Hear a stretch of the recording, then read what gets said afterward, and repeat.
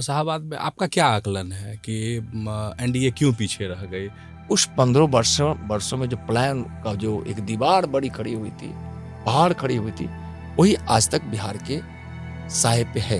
लेकिन इधर बिहार बीजेपी में जब से नित्यानंद राय चले गए दिल्ली, बहुत गुटबाजी है। मैं पहले प्रदेश अध्यक्ष था, मैं पार्टी समझाना चाह रहा। सम्राट चौधरी को नित्यानंद राय ने ही वो बीजेपी में लेके आए, अपने कंधे पर बैठा के आगे बढ़ाए। अब पटती नहीं है। सही में ऐसा कुछ है क्या?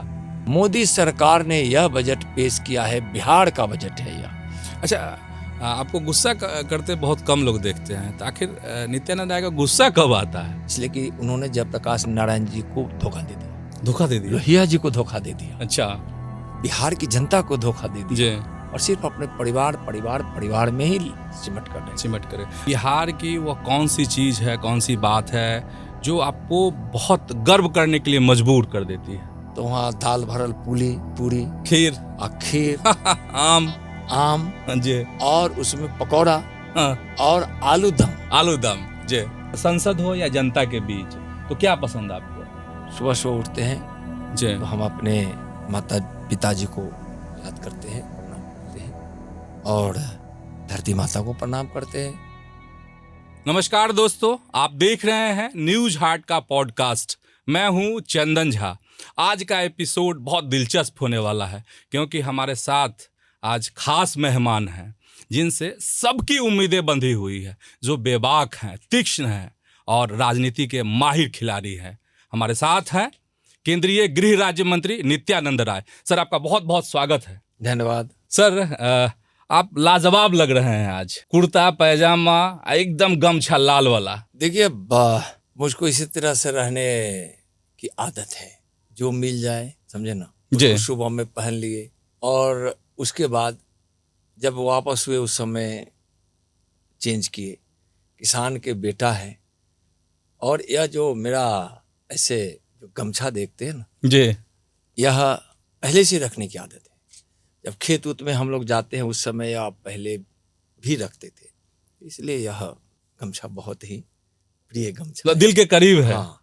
अच्छा, 2-3 तस्वीर जो है लोगों को बहुत गुदगुदाती है।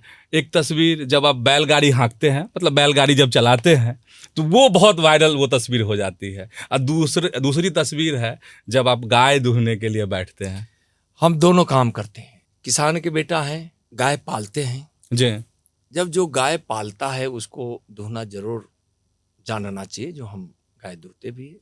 एक जो बैलगाड़ी चलाते हैं, तो बैलगाड़ी महाशिवरात्रि के दिन तो हम जरूर चलाते हैं।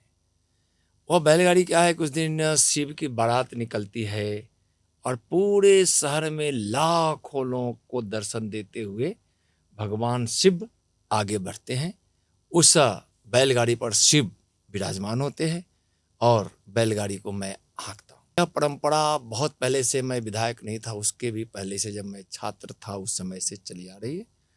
और बाबा पातालेश्वर स्थान हाजीपुर का शिव मंदिर है, वहाँ से झांकी जी। अच्छा सर, अगर गाय दूहने की बात हो, दूध निकालने की बात हो, तो नित्यानंद राय डेली कितना गाय दूह सकते हैं? डेली एक बार में हम 2 गाय तो जरूर दूह सकता हूँ, लगातार एक दूहने के बाद। और गाय का निर्भर करता है कि दूध कितना देती है। तो एक बार में जो 4 केजी दूध देने वाली गैया है, 3 केजी एक बार जो देती है, उसको ऐसे गाय को मैं 2 गाय को एक समय, यानी एक शाम, सुबह हो या शाम दूह सकते। 2 शाम में दूहना हो तो 4 गाय को। जी। अच्छा, तो अपना बचपन कैसा रहा, कैसे बीता? देखिए, बचपन सबका अच्छा ही बीतता है, इसलिए कि बचपन एक निश्चल मन को लेकर जीता है। सबका बचपन अच्छा होता है और बचपन की बहुत सारी यादें होती है। लेकिन बचपन की एक बातें मुझको बहुत ही अच्छा लगता है। बचपन में एक बार हमने जिद किया अपनी दादी से। हमारे एक भाई ने, उस समय मैं बहुत होश में नहीं था, कि अगर तुम्हारे बाबूजी बहुत मानते हैं तो कहो हरी गाय के दूध लाकर पिलाए। हरी गाय होती नहीं है, हम अपनी दादी को बोले, दादी अपने बेटे को यानी हमारे पिताजी को बोलेगी तोहर बेटा बदमाश हो, दूध न पीतो, कहिए कि हमरा हरियर गाय के दूध पियाओ तब हम पीबो। तो हम हरियर गाय कहाँ से ले गंगा विष्णु। अच्छा मतलब मेरे पिताजी का नाम गंगा विष्णु। जी। बोले अपनी माँ को दाई बोलते थे, बोले कि दाई तू रुक, हरियर गाय के दूध पीते ही ना, तो हम हरियर गाय लावे ले। तो हमारे गौशाला में एक गाय उजली थी, तो वह उज्जर गाय के हरियर रंग से रंग के हमारे सामने ले आके ले बेटा ये तो हरियर गाय दूध होकर दूध पी। अब बचपन में हमको लगा कि तो भाई हरा गाय है, उस समय बहुत कलर की पहचान ही नहीं थी, लेकिन बाबूजी बोले कि हरियर गाय हो तो हम भी जाने की हरियर गाय। बाद में जब हम थोड़ा होश में हुए तो ये कहानी बड़ी प्रचलित हुई हमारे घर परिवार गाँव में। तो पिताजी कहते थे, मेरे बाबूजी बोलते थे कि उज्जर गाय के रंग के हरियर करके तोरा दूध पिए ले आती है। यह बचपन का एक आनंद है। दूसरे के खेत में जाके कबड्डी खेल लेना, अपने ही खेत में अपने मित्रों के साथ किसी फल का, लीची है, आम है, अमरूद को चुरा कर तोड़ लेना अपने ही खेत में, मजा आता था। मजा आता था वो मजा आता था अपने मित्रों के साथ जाकर नदी में नहाना, कुछ खेल कूद करना। मतलब शरारत नहीं कहिए, बचपना का एक स्वभाव।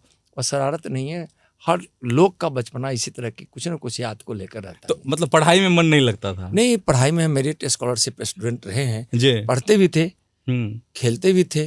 और बचपन से ही पिताजी के साथ खेतों में हम जब जाते थे तो खेती करना अच्छा लगता है। और मैं आज अच्छी खेती करता हूँ। और मैं रासायनिक खाद के बदले ऑर्गेनिक किया करता था। अब ऑर्गेनिक से भी हम प्राकृतिक खाद की खेती करते हैं।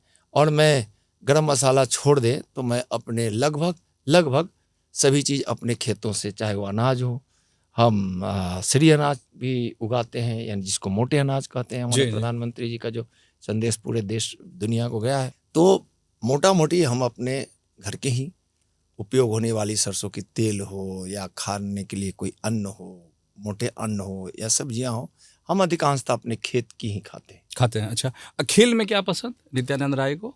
खेल में हमको सबसे ज्यादा कबड्डी पसंद था और फुटबॉल। अच्छा, कबड्डी क्यों?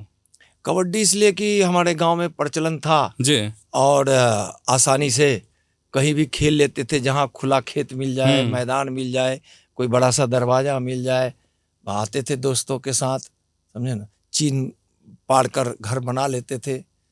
मतलब 12 लोगों को, 10 लोगों को एक बार चुनौती देते थे अकेले, कबड्डी कबड्डी कबड्डी कबड्डी कबड्डी जो नहीं, अकेले गए, अब 12 लोगों को चुनौती देते। बिल्कुल चुनौती देते थे और उसमें खेलते थे। कभी जीतते थे, कभी हारते थे तो थोड़ा दुख होता था, फिर जीतते थे तो अच्छा लगता था। अच्छा दोनों बात होता था। लेकिन इस खेल के बचपना में जो आनंद था वो एक अलग ही था, अलग आनंद।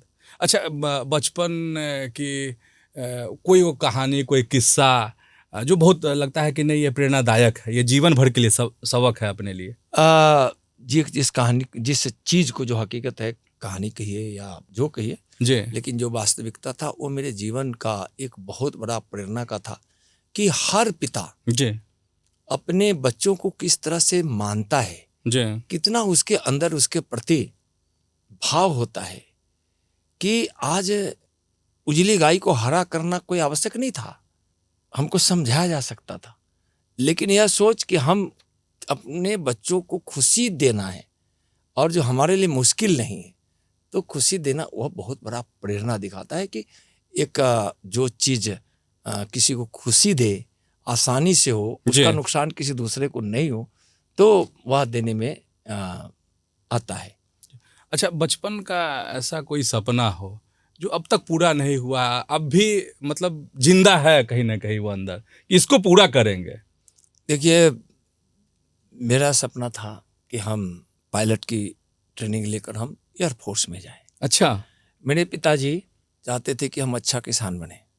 मेरे सबसे बड़े भैया बहुत मानते थे हमको, आज इस दुनिया में नहीं है, उनको याद कर रहे हैं। वो चाहते थे कि हम इंजीनियर बने। इंजीनियर इसलिए बनाना चाहते थे कि उनके एक मित्र थे, उनका छोटा भाई इंजीनियरिंग पढ़ता था, तो वो चाहते थे कि हम इंजीनियर बने। तो बहुत चीज़ें मन की होती है, वो कभी पूरा नहीं होता, लेकिन हमको लगता है मेरी तीनों इच्छा पूरी होगी। इसलिए कि आज माननीय प्रधानमंत्री जी ने जो दायित्व हम पे सौंपा है उसमें इंजीनियरिंग भी है और माननीय गृह मंत्री जी के सानिध्य में काम कर रहे हैं। तो आज गृह मंत्रालय के पास पायलट भी है। बिल्कुल। तो ठीक, हम पायलट नहीं बने, लेकिन पायलट को बहुत नज़दीक से देखते हैं, उसके साथ काम करते हैं। और मैं अभी भी अच्छी खेती करता हूँ। खेती अच्छी करते हैं। इसलिए अपने पिताजी का भी सपना पूरा हुआ। और मेरे लिए जीवन में एक सबसे बड़ी बात यह है जी। कि मुझको इससे बड़ी खुशी कुछ नहीं हो सकती है एक राजनीतिक जीवन के लिए, कि माननीय प्रधानमंत्री जी के नेतृत्व में, उनके प्रेरणा में और माननीय गृह मंत्री जी के सानिध्य में काम करने का मौका मिला। और वह भी सीमा की सुरक्षा का दायित्व है, आपदा प्रबंधन का दायित्व है, कई दायित्वों में कुछ हम बिल्कुल बिल्कुल आ रहे हैं सर, हम लोग उस पर आएंगे। अच्छा सर, अगर आप अपने बचपन के खुद से कुछ अगर कहना चाहें अपने बचपन को लेके, तो क्या कहेंगे? बचपन को लेकर अनेकों ऐसी चीज़ें होती है जो बचपन से जुड़ा हुआ होता है, लेकिन बचपन में की सबसे बड़ी बातें यह होती है कि आदमी कभी गलत सोचता ही नहीं, अच्छा ही सोचता है। और उसके अंदर निस्वार्थ भाव, मैं अपने बचपन की बात नहीं कर रहा हूँ, सबके बचपन। और थोड़ा गांव का परिवेश मिल जाए, परिवार का माहौल मिल जाए, वैसे गांव में। अब छोटी सी बात बताते हैं, जैसे गांव में हम लोग बचपना था तो कभी कभी किसी से झगड़ा हो जाए तो जाके उनके बथान की गैया खोल देते थे, भैंस खोल देते थे, बैल खोल देते थे और उसको थोड़ा सा उससे को भगा देते थे। अच्छा जी। तो उस समय लोगों को यह लगता था कि नटखटता के कारण कि वही बच्चों की वह टीम होगी जी, जिसमें एक नित्यानंद भी होगा। उसमें क्या होगा? उस टीम को नित्यानंद राय लीड कर रहे हैं। लीड नहीं कर रहे थे, लेकिन उसमें हम भी होते थे। सब बच्चे, बचपना में कोई लीड नहीं करता, सब सब नेतृत्व करता होता बिल्कुल, है। बिल्कुल। एक उसके बड़े होकर एक और मुझको मेरे अपने गांव के लोगों को और अपने क्षेत्र के लोगों को उधर के बहुत हम धन्यवाद देना चाहेंगे। एक बार हम विधायक हो गए थे जी। हमारे बाहर से एक मित्र आए हुए थे, तो हम लोग नदी किनारे गाय घाट के उत्तरी किनारे पे हम लोग थे। अच्छा। तो वहाँ खेत के किनारे पे हम लोग की गाड़ी लगी थी। तो वहाँ एक जिप्सी उस समय बड़ा प्रसिद्ध होता था। जिप्सी। तो हम लोग जिप्सी से थे जी। तो जो बाहर से हमारे मित्र आए थे उनको थोड़ा नदी देखना, गांव देखना, थोड़ा खेत खलियान देखना।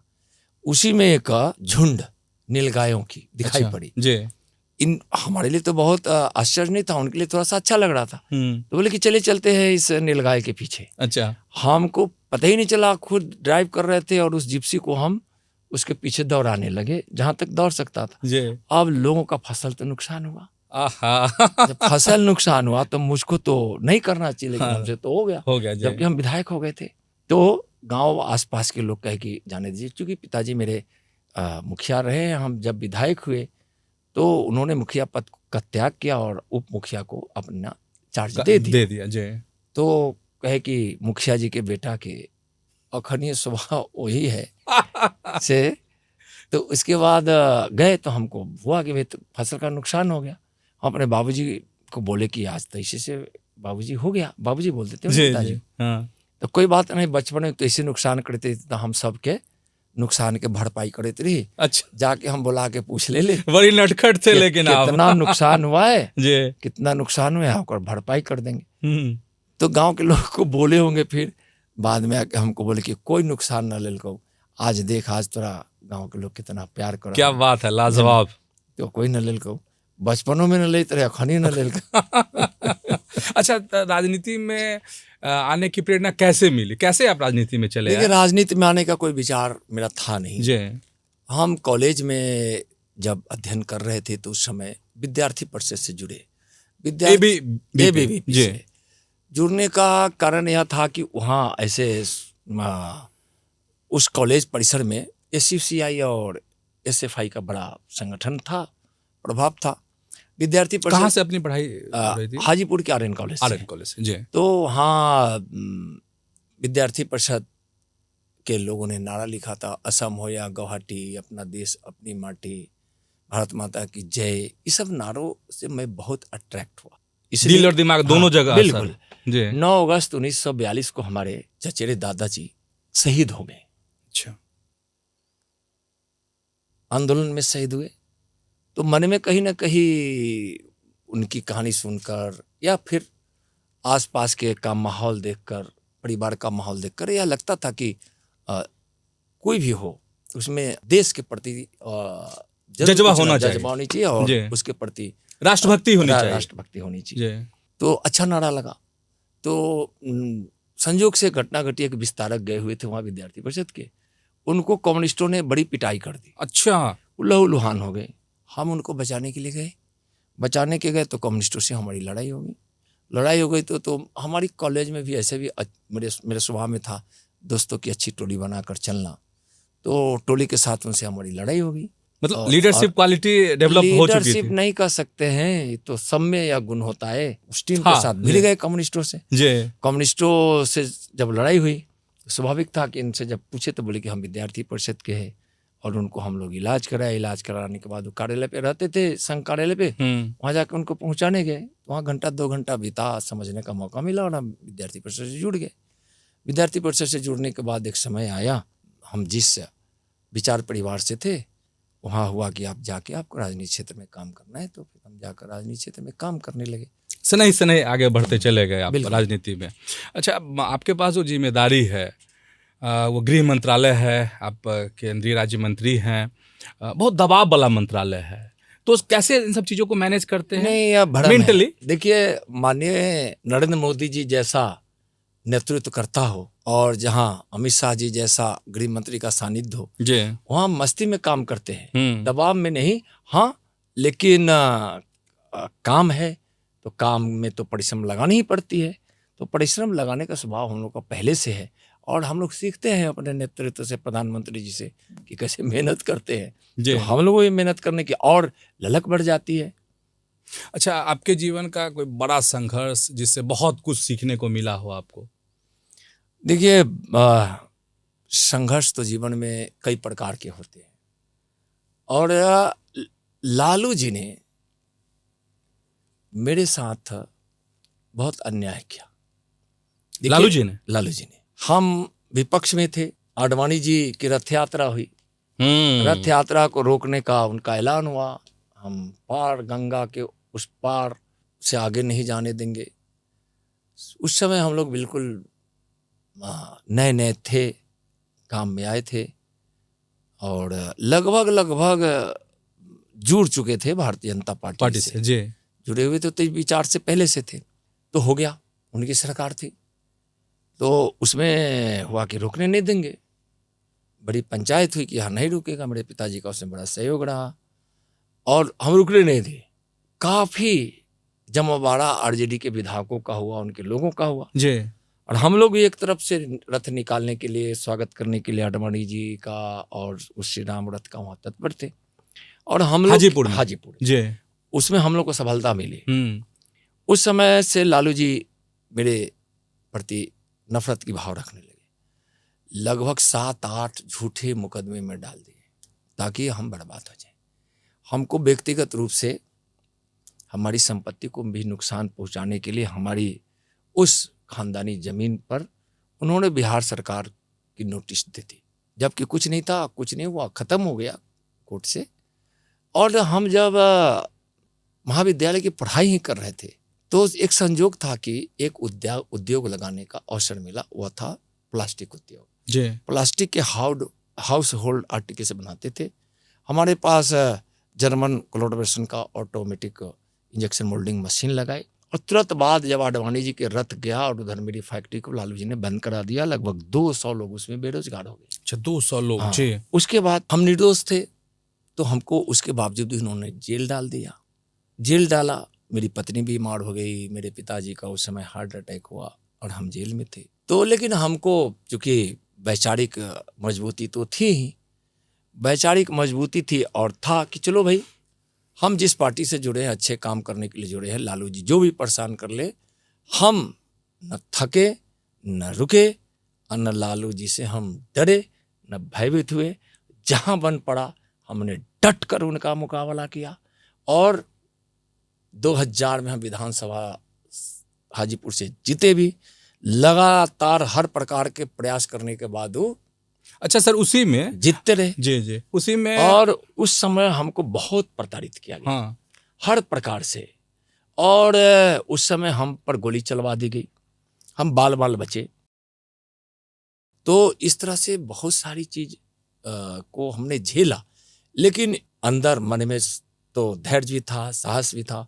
हम अडिग रहे और उनके संघर्ष को बर्दाश्त करते रहे और इधर से हम संघर्ष करते भी रहे, उनको जवाब भी देते रहे। अच्छा, उसी में एक डीएम ने आपको जिला से ये कर दिया था कि ये हाँ बिल्कुल, हम जेल से जब हमारा जमानत हुआ, अदालत से मिला, तो हमको कहा गया कि आप अपने जिले में सब डिवीजन में नहीं जा सकते हैं। जी तो मैं वह चुनाव अपने क्षेत्र से बाहर रहकर ही उस चुनाव को जीता था। अच्छा, आपने लोहा लिया लालू जी से, इतनी यातनाएं झेली, तो लालू जी के मन में को लेके क्या होता है? मन में है नफरत देखिए लालू या जी चीजें भूल गए? नहीं, देखिए उसके कारण नफरत कोई रखने की चीज नहीं है, लेकिन लालू जी का जो बिहार को बर्बाद करने वाला जो कार्यवाही हुई, परिवार के लिए हुई, जी गरीबों को सताने वाला हुआ, बिहार में जाति उन्माद फैलाने वाला हुआ,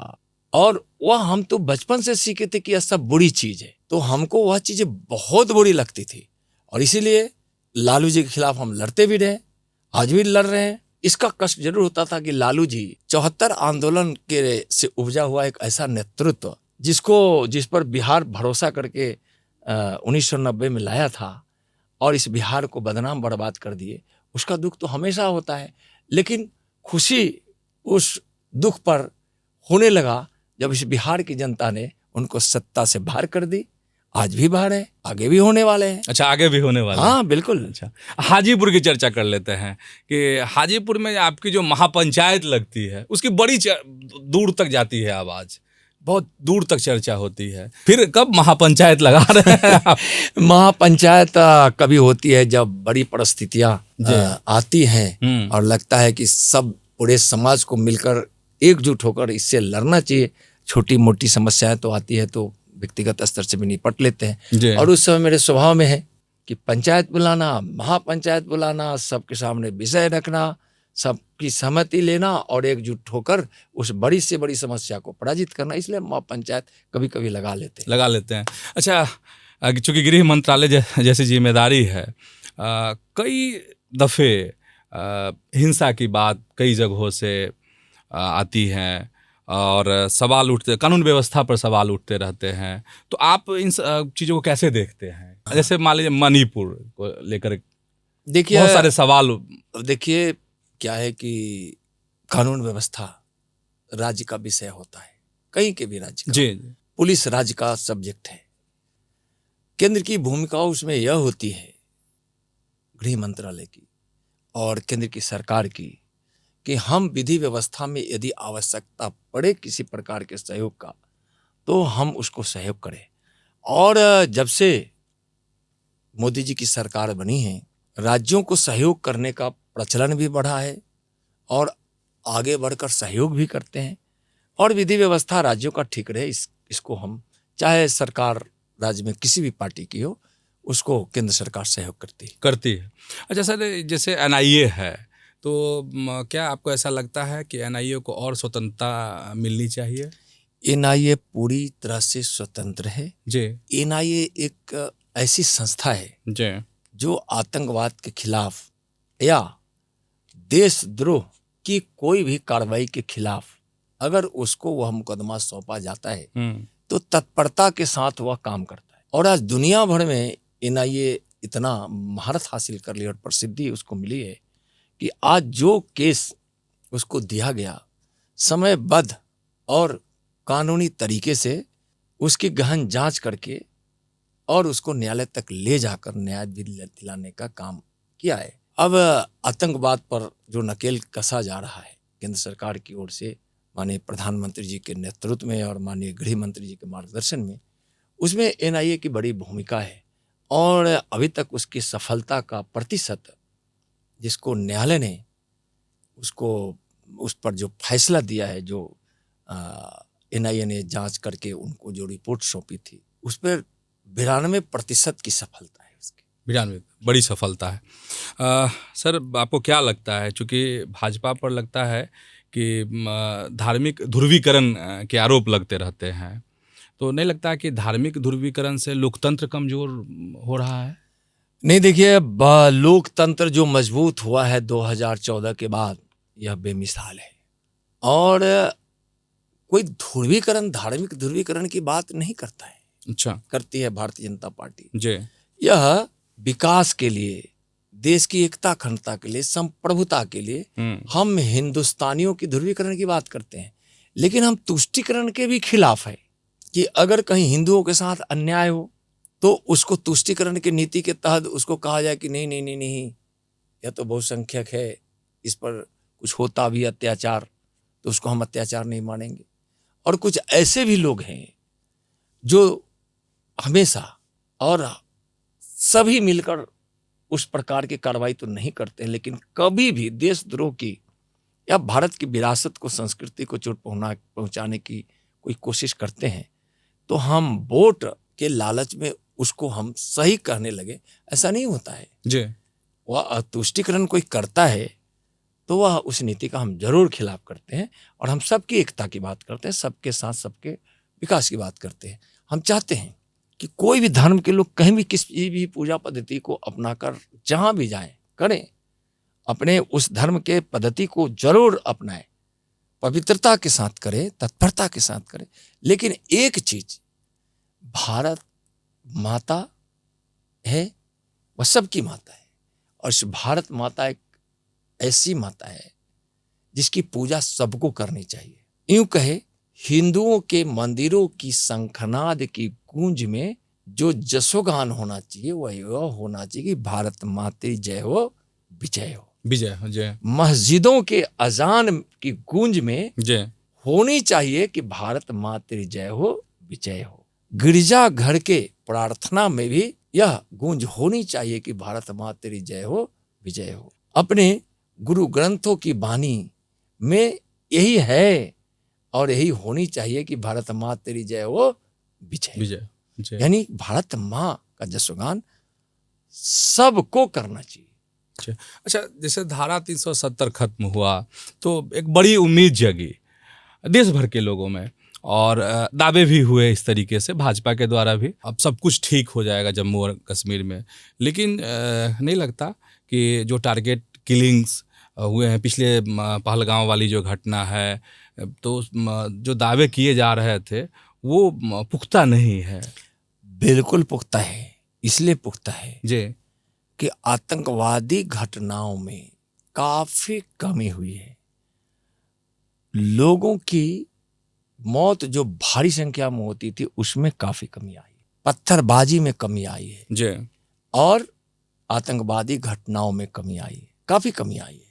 वह जैसे बूझते हुए दीपक की लौ फकफकाने लगती है, उस तरह से आतंकवादी अंतिम दम तोड़ रहा है।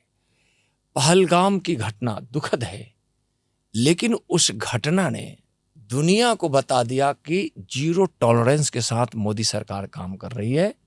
सरकार के पास साहस है और भारत की सेना के पास शौर्य है।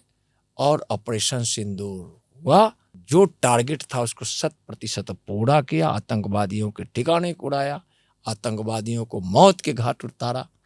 इसलिए वह घटना दुखद है, लेकिन यह जरूर है कि आतंकवाद अब अंतिम सांसें ले रहा है। सर, आतंकवाद की बात कर रहे थे, जरा माओवाद और नक्सलवाद को भी जरा समझते कि जो कार्रवाई हुई इन पर वो संतोषजनक है? उम्मीद से भी ज्यादा सफलता प्राप्त हो रही है। माननीय मोदी जी की घोषणा थी कि हम इस देश से आतंकवाद को समाप्त करेंगे, और गृह मंत्री जी ने उसको संकल्प के रूप में लिया और उन्होंने घोषणा की है कि मार्च 2026 तक हम इस देश से वामपंथ उग्रवाद यानी नक्सलवाद को हम समाप्त कर देंगे। और आप देखे होंगे कि नक्सलवाद बिल्कुल सिमट गया है। अब नक्सलवाद इस देश में चंद दिनों का मेहमान है।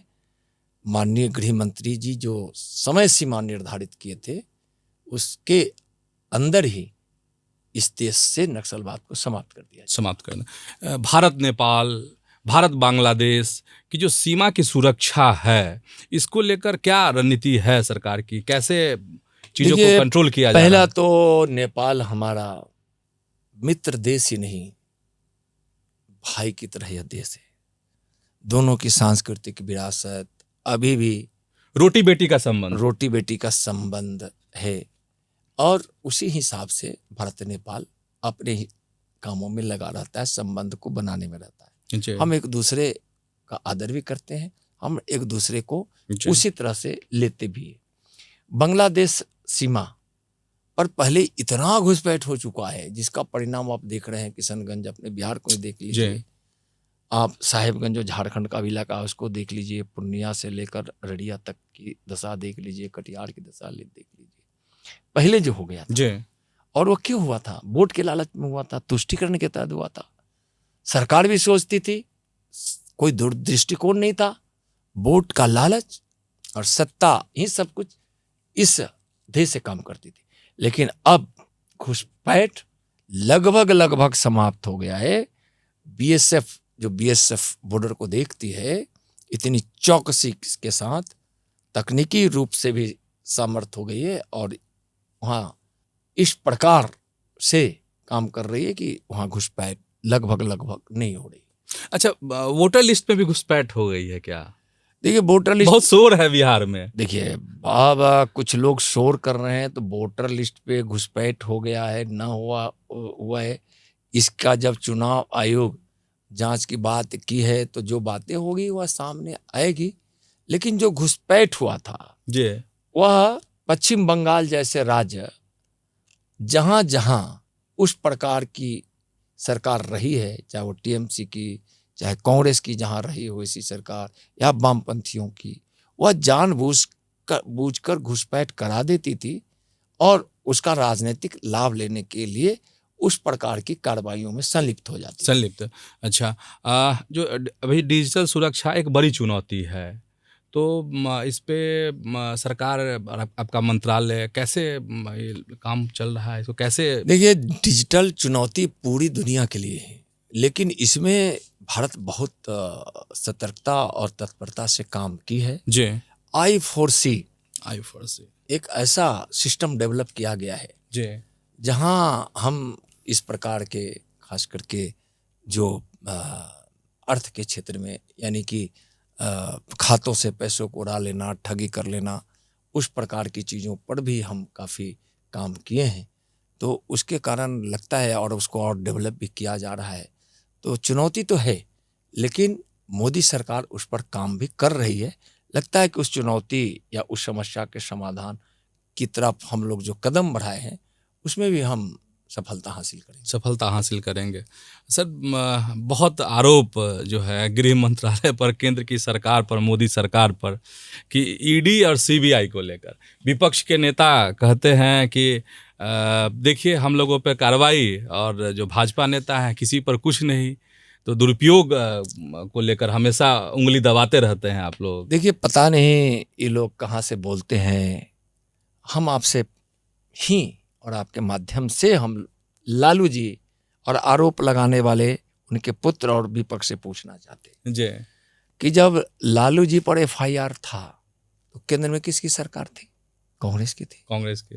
जब चार्जशीट हुआ तो सरकार किसकी थी? कांग्रेस की थी। जब जेल गए तो उनकी ही सरकार थी, गठबंधन की सरकार थी। जी, और सीबीआई उस समय एजेंसी के रूप में काम कर रही थी। यह गलत आरोप लगाना कि मोदी सरकार उसका दुरुपयोग करती है, चारा घोटाला में आप संलिप्त है, जी, तो क्या आपको कानून बकस दे? क्या एजेंसियां, सीबीआई जैसी एजेंसियां, ईडी जैसी एजेंसियां आपको छोड़ दे? तो इसका तो मतलब यह है कि इस देश का कानून सबके लिए नहीं है। वैसे लोग जो राजनीति करने वाले लोग हैं और बड़े ओहदे पर होंगे, ओहदे वाले होंगे, तो फिर उस पर कार्रवाई नहीं होगी। रेल मंत्री रहते हुए इनके द्वारा, इनके लोगों द्वारा, इनके परिवार के सदस्यों द्वारा, कई सदस्यों द्वारा नौकरी के नाम पर जमीन ले ली गई, यह साबित हो रहा है। तो क्या सीबीआई वहां नहीं जाए, ईडी नहीं जाए? लेकिन तो कानून के इतने लंबे हाथ है, जी जब आप गलत करेंगे तो यह देश का कानून आप तक पहुंचेगा। आरोप क्यों लगा रहे हैं? और जाओ जो भ्रष्टाचार, तब तो क्या होगा ना कि ऐसे लोगों को अगर एजेंसियां छोड़ देगी, न्यायालय छोड़ देगी, तो क्या होगा? चाहे वो सीबीआई एजेंसी हो, चाहे ईडी हो या और कोई भी हो, तब तो ऐसे लोग को खुली छूट होगी और सब घोटाला, अपराध, गरीबों के अधिकार को छीनना, कदाचार, इसी में लोग लिप्त होंगे। तो इस देश का कानून है।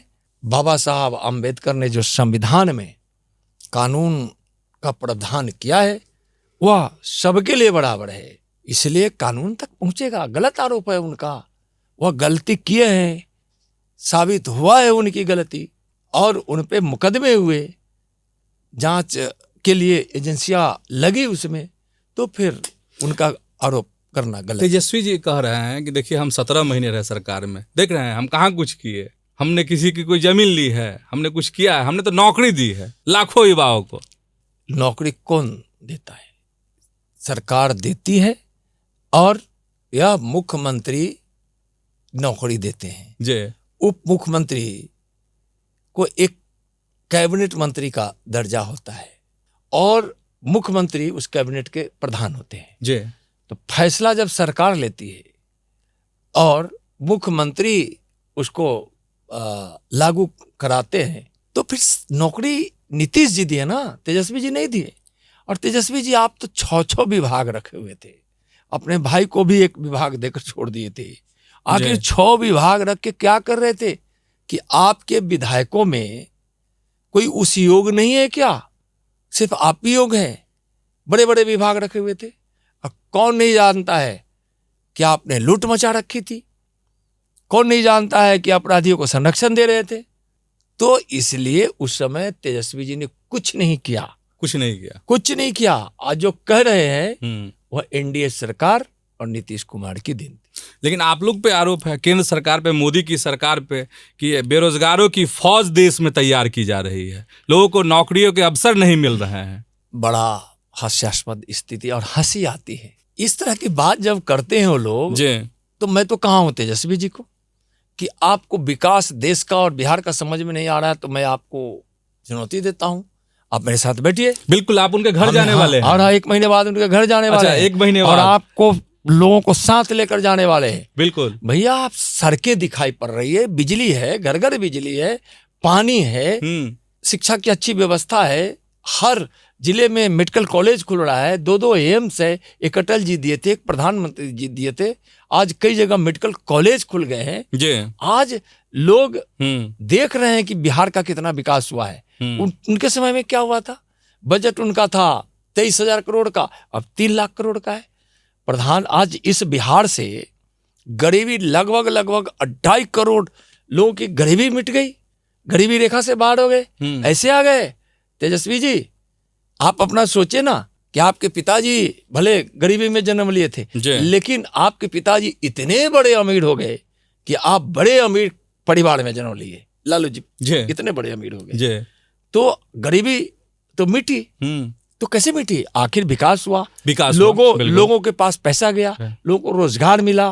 और जहां इंफ्रास्ट्रक्चर इतना बना है वहां लोगों को रोजगार मिलेगा ही मिलेगा। यहाँ कौशल विकास केंद्र से हुनर दिया जा रहा है लोगों को, जो विकास के लिए सबसे बड़ा सहायक चीज होता है। मुद्रा लोन से लोगों को लोन मिला है। हमारी क्षेत्र उजियारपुर में 1 लाख लोग से ज्यादा को मुद्रा लोन मिला है, और 5 लाख से ज्यादा लोगों को उसके माध्यम से रोजगार मिला है। इनको सिर्फ परिवार दिखाई पड़ेगा, परिवार अभी रोजगार से मुक्त है, कोई मंत्री नहीं है, समझे ना?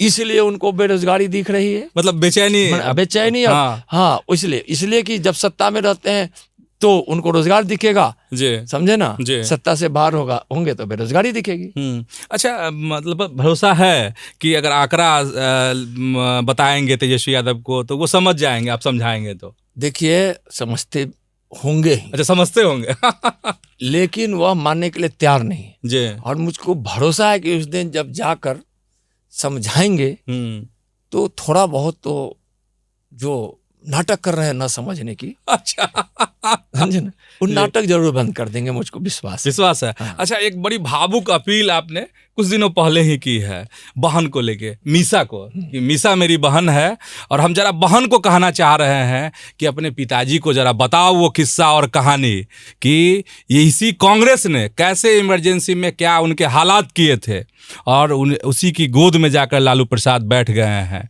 तो जब तेजस्वी से मिलेंगे तो जरा मीसा भारती से भी मुलाकात हो जाएगी, समझाएंगे। देखिए, उस दिन तो जाएंगे हम सिर्फ उनको विकास समझाने, तेजस्वी जी को? हाँ। अच्छा। लेकिन मैं, आप जब सवाल किए हैं तो मैं आज भी कह रहा हूँ कि हम लोग को जो पता है कि बहन मीसा का नाम मीसा इसलिए पड़ा कि इंदिरा गांधी जी ने मीसा कानून लाकर लाखों लोगों को जेल में डाल दिया था और लोकतंत्र की हत्या कर दी थी। जयप्रकाश नारायण जी के नेतृत्व में आंदोलन हुआ, उसमें लालू जी भी जेल गए थे। तो हम यह कह रहे थे कि लालू जी कांग्रेस की गोद में बैठकर परिवार के लिए और सत्ता के लिए, भ्रष्टाचार के लिए जो उससे समझौता कर लिए हैं, तब बहन मीसा याद कराइए कि मीसा के दिन को लालू जी याद करे, समझे ना, और कांग्रेस को समाप्त करने का जो संकल्प लिए थे उस संकल्प में लगे। अच्छा, विपक्ष बड़ी चुटकी आप लोगों को लेते रहते हैं, विपक्ष के जो नेता हैं, कि देखिए भाजपा ऐसी पार्टी है बस एक से दो, ये और वो यही निर्णय लेते हैं, तीसरा कोई नहीं, सब मूक दर्शक। हमारे यहाँ एक तो परिवारवाद की पार्टी नहीं है, हमारे यहाँ लोकतांत्रिक व्यवस्था है। हमारे बूथ अध्यक्ष से लेकर राष्ट्रीय अध्यक्ष तक निर्णय लेते हैं।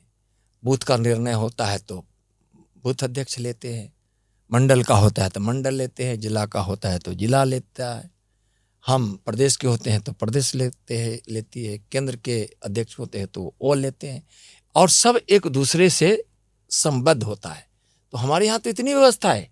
परिवारवादी पार्टी कांग्रेस और आरजेडी की तरह नहीं है, जो लालू जी या तेजस्वी बोल दिए वही कानून, राहुल जी और जो उनका परिवार बोल दिया, सोनिया जी बोल दिया, पहले इंदिरा गांधी जी बोलती थी, राजीव जी बोलते थे, जवाहरलाल नेहरू जी बोलते थे, वही कानून। उनके लिए न देश का संविधान, न देश का कानून, उनके लिए परिवार ही सब कुछ और उनके द्वारा बोला गया ही शब्द कानून।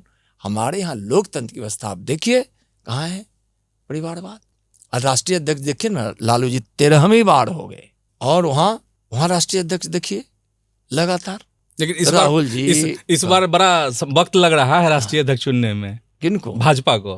भाजपा की चुनने की पद्धति है, हमारे राज्यों के अध्यक्षों का चुनाव नहीं हुआ है। आधे से ज़्यादा राज्य का चुनाव होता है, तभी भारतीय जनता पार्टी अपने केंद्र के अध्यक्ष की चुनाव करती है। तो जब यह राज्यों का चुनाव हो जाएगा तो कर लेगी, हो जाएगा लग रहा है। अच्छा, ये जैसे भाजपा को लगता है कि नुकसान हुआ लोकसभा चुनाव में, तो इसको मतलब कैसे देखना चाहिए कि पार्टी की लोकप्रियता कम हो रही है? नहीं, कुछ क्षेत्रीय राजनीतिक वातावरण इस प्रकार से या कुछ मुद्दे हो जाते हैं कि हम उधर शाहबाद की सीटों में हम हार गए हैं, लेकिन हम 40 में 30 तो जीते ही हैं। जी। अच्छा, शाहबाद का जिक्र कर रहे हैं, तो शाहबाद में आपका क्या आकलन है कि एनडीए क्यों पीछे रह गई? देखिए, कारण कुछ भी हो जी, लेकिन हम इतना जरूर बताएंगे कि 2025 में उस क्षेत्र में भी हम भारी संख्या में सीटें जीतेंगे, और जो पिछली बार जो कमी रह गई है उसको हम सब पूरा कर रहे हैं।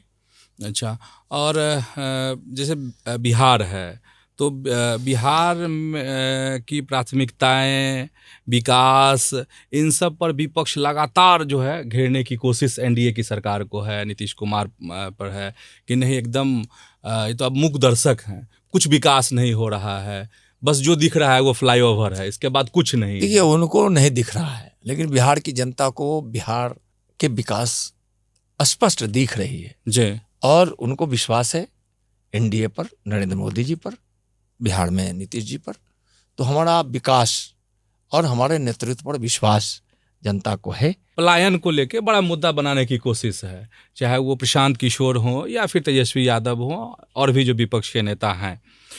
तो नहीं लगता कि पलायन को आखिर कैसे, मतलब पलायन को रोका जाए, कैसे रोजगार ज़्यादा क्रिएट किया जाए, हम बिहार के संदर्भ में समझना चाह रहे हैं। देखिए, पलायन की अवधि क्या थी? वही 15 वर्षों की जंगल राज वाली अवधि थी जिसमें लालू राबड़ी जी की सरकार रही, आरजेडी की सरकार रही, कांग्रेस भी साथ में थी जी और अभी भी है उनके साथ में। उस समय अपहरण, हत्या, बलात्कार, डकैती, आगजनी, रंगदारी, इसके कारण जो भय का वातावरण बना, जी उस समय पलायन बड़े पैमाने पे हुआ, सबका हुआ। यहाँ से उद्योग का हुआ, उद्योगपतियों का हुआ, व्यवसायियों का हुआ। और जब उद्योग यहाँ से उस 15 साल में बाहर शिफ्ट हो गए तो उस उद्योग के साथ काम करने वाले जो उसमें लोग थे वो भी उनके साथ शिफ्ट कर गए। उस 15 वर्षों में जो पलायन का जो एक दीवार बड़ी खड़ी हुई थी, पहाड़ खड़ी हुई थी, वही आज तक बिहार के साए पे है। लेकिन इधर इंडिया की सरकार में धीरे धीरे पलायन कम हुआ। अच्छा, एक जैसे विशेष राज्य का दर्जा का मुद्दा है, इस पर विपक्ष हमेशा घेरने की कोशिश और नीतीश कुमार को उकसाने की भी कोशिश होती है। विशेष दर्जा से क्या होता है? जी राज्य के विकास को गति मिलती है। 3 लाख करोड़ प्रधानमंत्री जी ने इस बिहार के विकास के लिए अलग से दिया है। जी बड़ी बड़ी परियोजनाएं दी है, रेलवे स्टेशन, सड़क, हॉस्पिटल, बहुत सारी चीजों को दिया है। यहाँ कई उद्योग एथेनॉल के भी लगे हैं। अब विशेष दर्जा की बात करते हैं और जब विशेष बजट में प्रावधान बिहार के लिए किया गया तो आपके शागिर्द जो है ना, आपके मित्र लोकतंत्र की हत्यारी कांग्रेस, उन्होंने कहा कि यह केंद्रीय बजट, पिछले केंद्रीय बजट की बात करता हूँ, मोदी सरकार ने यह बजट पेश किया है, बिहार का बजट है यह। तेजस्वी जी, दोहरा चरित्र दिखाइएगा। आपके कांग्रेस के लोग कहते हैं कि मोदी सरकार बिहार के लिए बजट पेश की है और आप कह रहे हैं कि बिहार के लिए कुछ हो ही नहीं रहा है।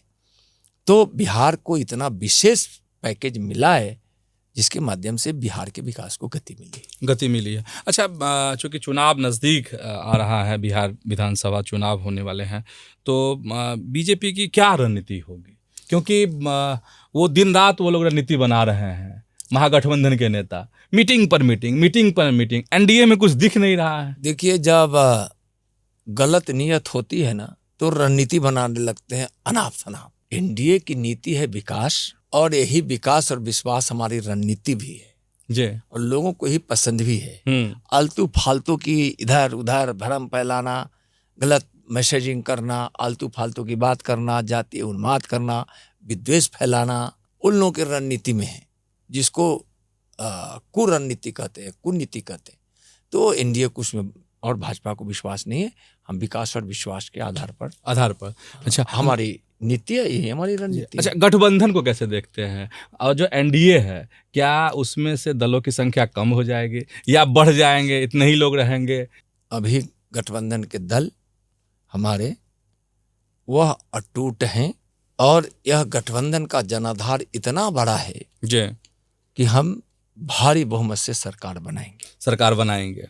बिहार बीजेपी में जब से नित्यानंद राय चले गए दिल्ली, बहुत गुटबाजी है। थे तो सब बढ़िया था।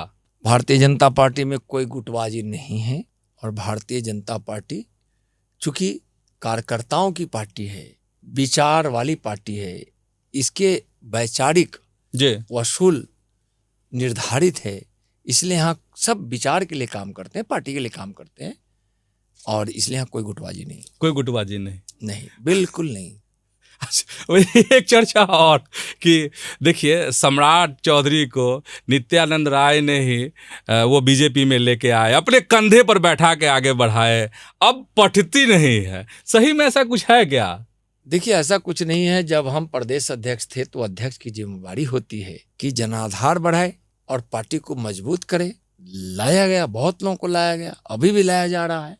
तो पार्टी निश्चित रूप से मजबूत करने के लिए जो लोग पार्टी के नीति को स्वीकार करके आते हैं तो उसको पार्टी लेती रहती है। मतलब संबंध बढ़िया सम्राट से? बिल्कुल बढ़िया। अच्छा, अब कुछ सवाल है जो हम चाह रहे हैं कि 1 से 2 शब्द में आप जवाब दीजिए। जैसे पहला सवाल है कि नित्यानंद राय अगर मंत्री नहीं होते तो क्या होते? भारतीय जनता पार्टी के कार्यकर्ता रहते। और मैं आपको बता दूं, मैं पहले प्रदेश अध्यक्ष था, मैं पार्टी समझाना चाह रहा और मैं अपने बूथ का अध्यक्ष बना प्रदेश अध्यक्ष बनने के बाद, और इस बार की कमेटी में मेरा फिर प्रमोशन हो गया, मैं पालक बन गया। अच्छा जी तो अध्यक्ष की जिम्मेदारी बड़ी होती है जी कि पालक पालक शायद इसलिए लोग बना दिया होगा कि चलिए थोड़ा इनको प्रमोशन दिया जाए। जी तो दायित्व के हिसाब से प्रमोशन ही होने की बात नहीं, पालक मतलब लोग समझता है कि उस बुथ की सबसे बड़ी जिम्मेवारी, सबसे बड़ी जिम्मेदारी। अच्छा, नरेंद्र मोदी को अगर एक शब्द में कुछ वर्णित करना हो, कुछ कहना हो, तो क्या कहेंगे आप? भारत माँ का वीर सपूत, विकास के भगीरथ, गरीबों के मसीहा, हमारे माननीय प्रधानमंत्री जी, कर्मयोगी प्रधानमंत्री जी।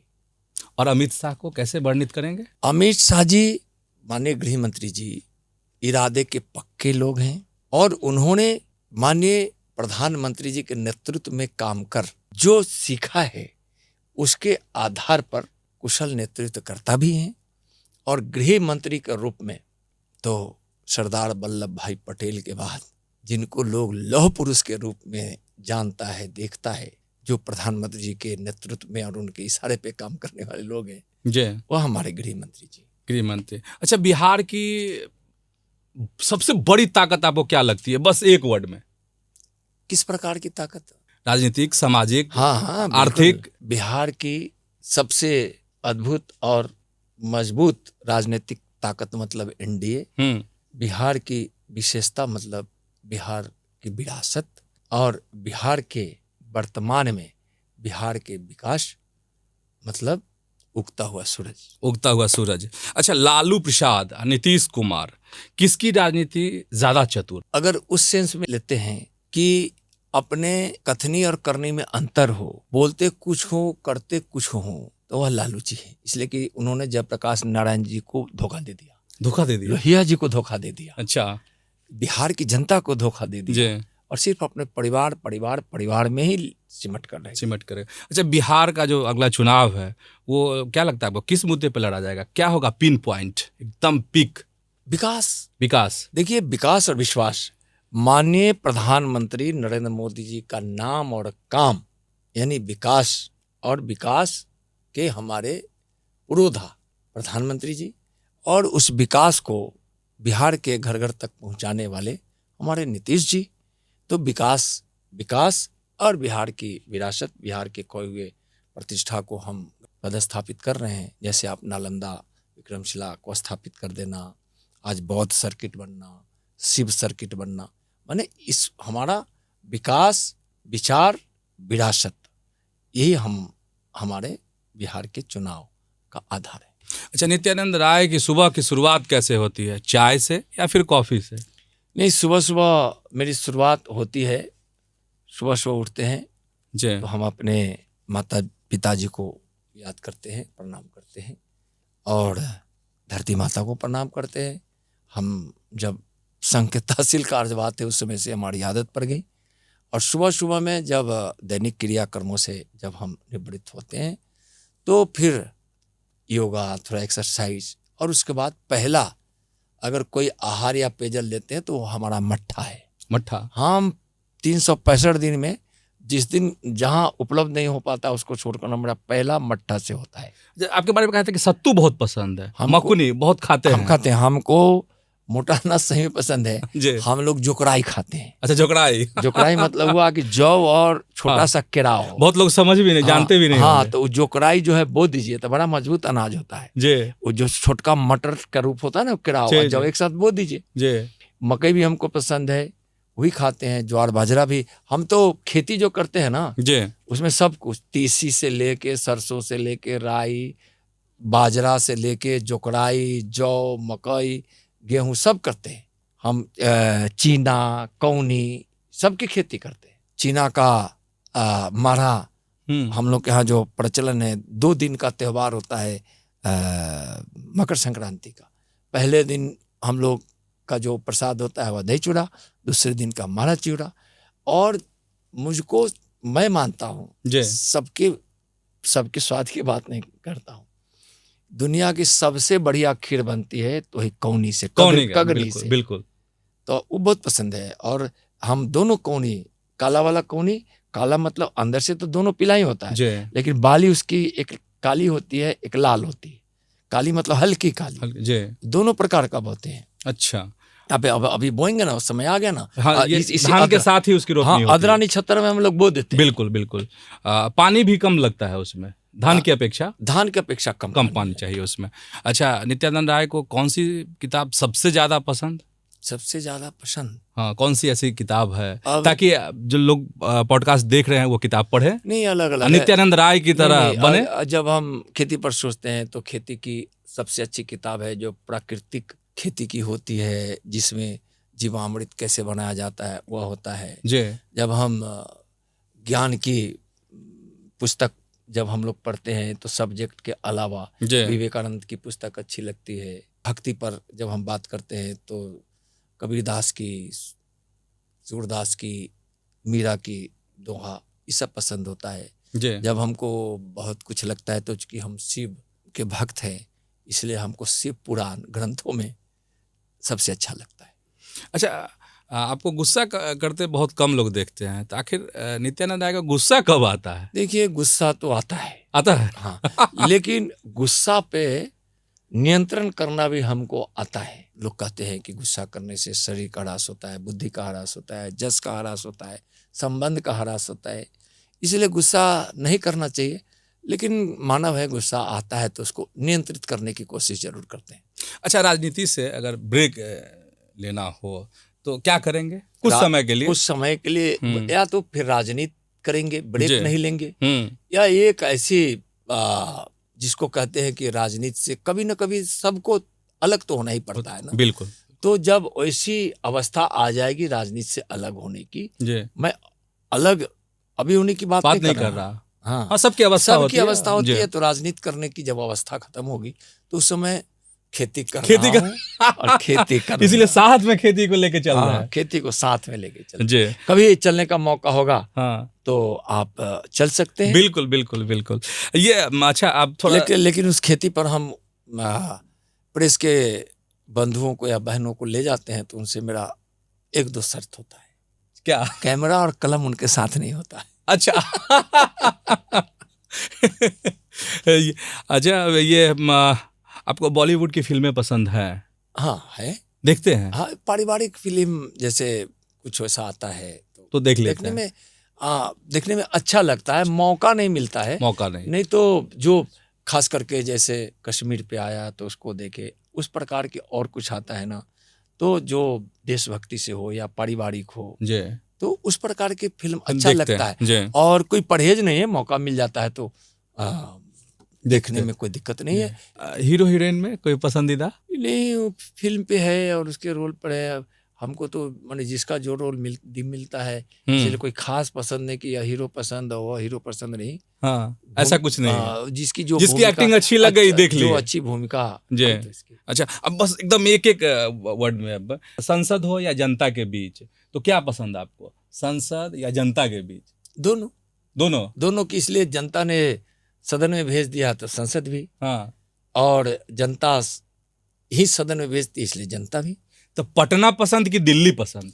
दोनों, जहाँ काम करने का जहाँ जहाँ अवसर मिल जाता है, हाँ, वह हर काम करने वाला वह जगह पसंदीदा ही हमारा बनता है। कहीं भी हो, गांव हो, शहर हो, दिल्ली हो, पटना हो, दोनों में से चुनना हो, पटना और दिल्ली, तीसरा कुछ नहीं, हाजीपुर भी नहीं, हम यह चुन नहीं पाएंगे, इसलिए कि उस प्रकार से सोचते ही नहीं है, तो फिर चुनने का सामर्थ्य भी नहीं बनता है।